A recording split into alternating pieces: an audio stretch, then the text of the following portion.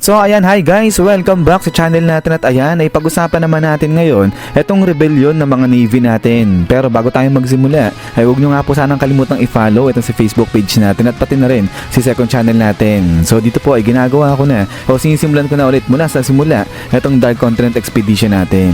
So kung trip yung manga series, itong si Hunter natin, yung mga links niya nandiyan lang kay comment section sa aking description. So pakicheck na lang at paki-follow na lang guys itong mga accounts natin. So yun lang naman at simulan na nga natin to. At dito muna natin yung sisimulan sa world government. So alam natin na etong world government ay naitatag 800 years ago at simula noon ay sila na yung namalakad at namuno sa buong mundo. At ang nasa pinakataas ng world government ay eto na nga mga celestial dragons. Pero sa kabila nito, alam natin yung may pinaka highest authority pa rin sa world government ay eto na nga si Imo-sama at kasama niya nga dyan eto mga 5 elders natin. So ganun pa rin naman, mga celestial dragons pa rin yung mga nasa pinakataas. Pero kung babalikan nga natin etong si Garp, alam natin yung dahilan kung bakit hindi tinatanggap ni Garp yung mga promotion sa kanya. At ayun ay dahil sa ayaw ni Garp na magpasailalim sa kamay ng mga celestial dragons. So dahil nga kasi to sa mapag-abusong karakter ng mga celestial dragons. At maliban pa nga rito,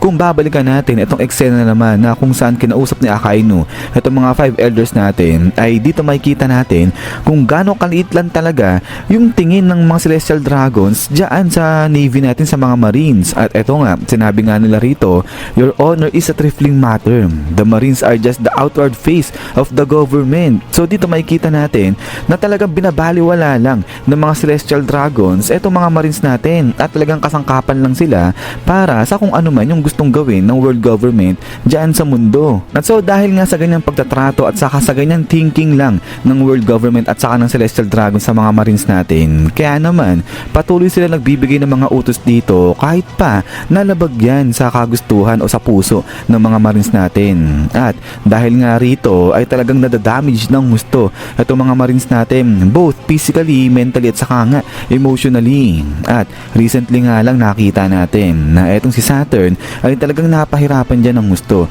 etong si Kizaru dahil nga sa pag-uutos na tapusin niya sila Dr. Vega pangkatlabanan ay ang sila Sentomaru. Alam naman natin na etong si Kizaru ay talagang malapit sa kanya si Dr. Vegapunk. Pero ganun pa man rin ginawa nga ni Kizaru itong ipinag-uutos sa kanya. Kaya nakita nga natin dito talaga na hirap etong si Kizaru at nakita nga natin mentally nag-suffer etong si Kizaru dyan na sa may Egghead Arc. So dito ay ipinapakita lang kung gaano kababa yung tingin ng world government at saka ng celestial dragons dito sa mga marines natin at kung paano sila gamitin bilang kasangkapan para sa kanilang sariling kapakanan lang.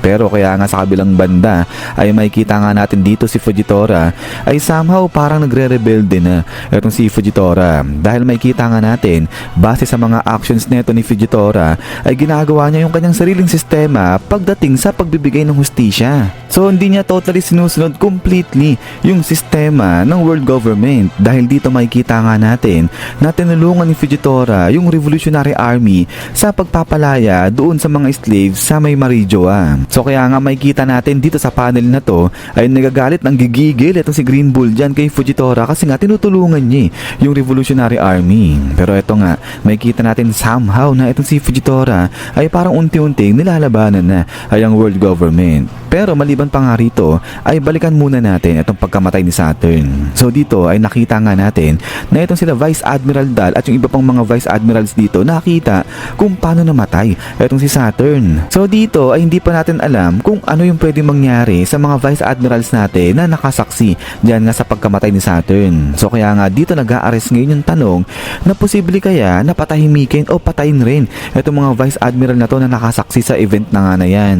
Dahil kung pagbabasihan nga rito, itong nangyari kay Doberman ay di ba itong si Doberman tinanong niya lang itong si Saturn kung totoo ba yung mga sinabi ni Dr. Vegapunk at ayan, inatake ni Saturn kagad itong si Doberman. So pasalamat lang itong si Doberman kasi nga matigas-tigas din itong si Doberman di siya namatay. Pero dahil nga rito nagulat yung mga Vice Admirals natin.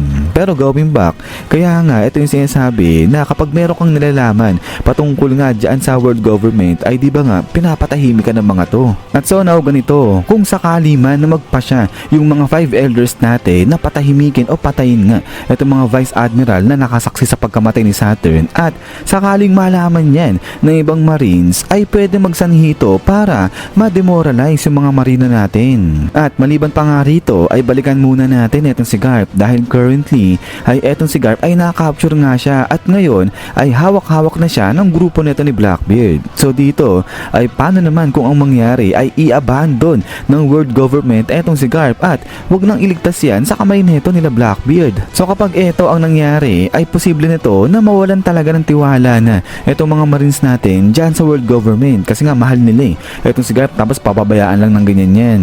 At eto nga yung isa sa mga rason kung bakit pwedeng magsimula ng rebellion etong mga marines natin laban sa world government. Tapos idagdag pa nga natin dyan etong pagpasok na ng Cross Guild. So itong Cross Guild medyo isa pa to sa panggulo kasi nga diba currently etong Cross Guild ay nagpataw na sila ng mga bounty dito sa mga marines at kaya nga dahil dito yung ibang mga marines naaalangan na at yung iba natatakot na kasi nga anytime pwede na silang patayin din ng mga normal lang na civilian kasi nga may pataw na meron ng pabuya sa mga ulo nila. So isa na namang rason para mag-quit yung mga marines natin. Pero dito na nga papasok ngayon itong sila Monkey the Dragon, ang Revolutionary Army natin, dahil alam ng mga marines na itong Revolutionary Army sila yung kumakalaban talaga directly sa world government. So dito ang possible na pwede mangyari kapag napuno na itong mga marines natin ay itong sila Fujitora kasama na itong si Kizaru ay pwedeng kumampi bigla dito sa Revolutionary Army para simulan yung pagrebelde dyan sa world government at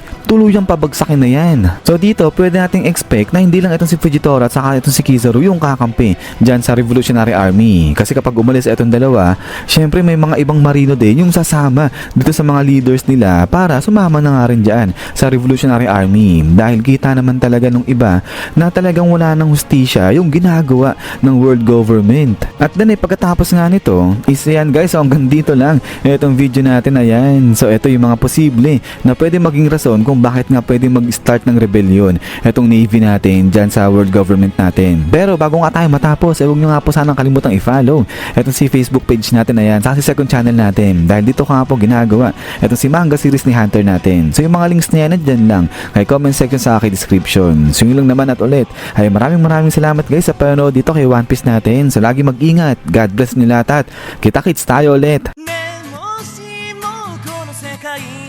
君と僕が出会えなかったなら夢を信じることをきっと僕は知らないままでいたんだ Thank you best of my friend